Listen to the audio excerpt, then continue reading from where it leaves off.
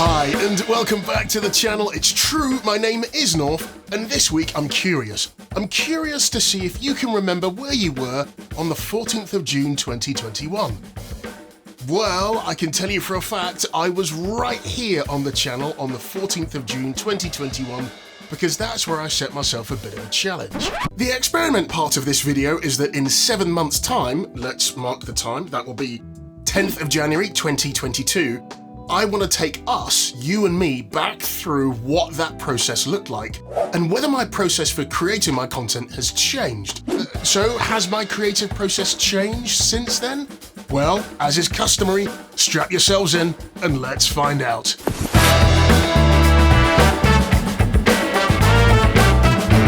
Seven months ago, I set myself a bit of an experiment to see if my creative process would change between the 14th of June 2021 and 7 months later, which is today. Inside my creative process, I outlined 8 steps of how I create my content. Have those 8 steps changed? I'm a firm believer in the more you practice something, the better you will get. I've often kicked around the phrase here on the channel as well as personally, if you do anything for 8 hours a day, you're gonna get good at it. So the first step in my creative process is always having a positive mindset. If you don't have a positive, open mindset, creativity tends to be quite stifled. The refinement part of the first step in my process is asking myself, well, what if? And being curious. There are always 2 ways to look at a topic.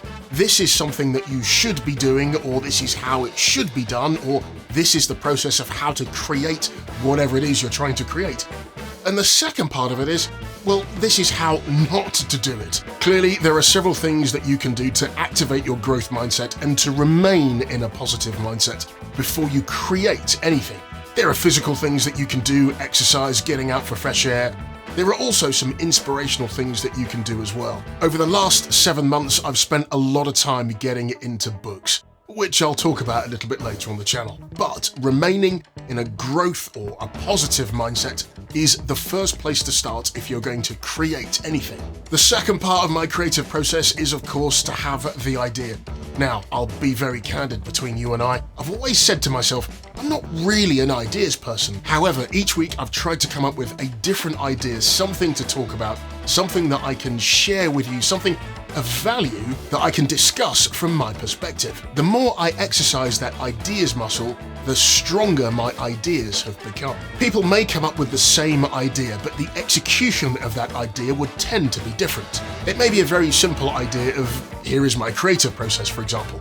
But because it's my creative process, because it's my perspective, that would tend to be very different from somebody else. One thing that I have used to strengthen my ideas muscle is to bounce that idea off a few people that I trust, because they'll give me a very different perspective and potentially would get my mind going in a different direction. Again, this is all to bring value to the idea and what I'm going to create and put onto the channel. So the second part of my creative process is to come up with a strong and valuable idea. The third part of my process is, of course, research. Something that I've refined in my research process is getting into a flow state. So if I've got an idea that I'm looking to workshop, I'll remove all distractions, turn off any notifications, and get myself into a flow state. You know that I'm a huge fan of music, so I've built a flow state playlist that will help me get and remain in that flow state. Some refer to this as a flow state, some refer to it as focus time. There are other techniques that are out there that people tend to use. The Pomodoro technique is one such idea. So the third part of my creative process is to perform research. Be it on the internet, be it asking people, be it asking and getting feedback from experts. The fourth part of my creative process really hasn't changed at all over the last 7 months, and that's where I'll be using my weapons of mass creation. Pencil and paper. I absolutely love these two. They're great for capturing mind maps, which is the fifth part of my creative process. Once I've got the idea, once I'm looking at research, I will always turn to pencil and paper to start to workshop and create a mind map of what I'm going to create. The point is, when you're in that flow state, when you're performing your research, when you're looking to create the idea and what you're going to put together at the end of the day, working with pencil and paper or leveraging a mind map is a brilliant way of seeing everything that you need to do on paper.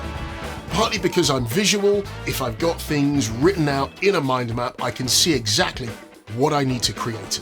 Also, there are spin-off ideas that could come from that as well. So another powerful thing that you really could do is leverage a mind map. I will just let you know I am thinking of going electronic rather than sticking with paper and pencil. That's partly because I've got a terrible way of organising all of my papers in my tight spot. So that's what I'm thinking about, and I'll let you know if I do go electronic, what I get. The fifth part of my creative process is to take those ideas that I've got on a mind map and refine it. I might distill it down to maybe 3 or 4 things that I want to talk about, or maybe 5, 6 or 7 things that I want to discuss. I may go through 3, 4 or 5 or even 6 iterations of refining the idea. But once I've finally got it down, I'll work through that. Broadly, once I'm down to the final refined idea, it's at that point that I spend a bit of time just getting it into me. All those 5 points happen before point number 6, which is then getting my camera out, plugging in my microphone and turning my lights on. Once I've got my idea recorded, that's where we go to point number 7, which is all about putting it into the edit suite.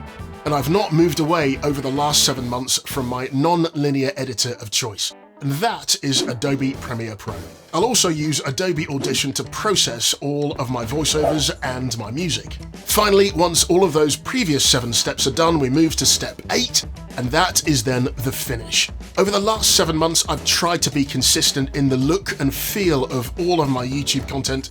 I've made sure that my lights go on. I've also tried to ensure that the color changes each week. Hopefully you may have spotted a level of consistency from the 14th of June 2021 to today in terms of the look and feel of my content. And that's it. There are just 8 steps in my creative process when it comes to creating my content. Of course, we've got to start with a positive or a growth mindset. The second part is all about the idea itself and exercising that ideas muscle. The third point was all about research, finding out how to do something or finding out how not to do something. The fourth point in my creative process is all about mapping this out using the great technique of mind mapping, leveraging your powerful weapons of mass creation, pencil and paper. The fifth point was all about practicing and refining the idea. Point number 6 is where technology kicks in. That's where you get to bring the camera out, turn your lights on, plug your microphone in, and go. And then point number 7 was all about the edit. What do you want your content to look like? It's great recording all of your footage, but what's the final product going to look like? And then finally, point number 8 in my creative process is all about the finish. What do I want it to look and to sound like? So to answer the question that I set myself on the 14th of June 2021, has my creative process changed? Not really. Has it been refined? Absolutely. I would love to hear what your creative process looks like. Have you got the same steps of me? Are they in a different order? Please drop a comment and let me know. And that's it for this week. Thank you for choosing to spend your time here. As you know, I'm a big fan of the number 3, so if you would, please do 3 things for me. If you like the content, please do give me a thumbs up. Be sure to subscribe to the channel if you're not yet subscribed, and also hit the bell notification so you don't miss out on when I upload brand new content to the channel. Again, thank you for choosing to spend your time here, and I'll see you next time.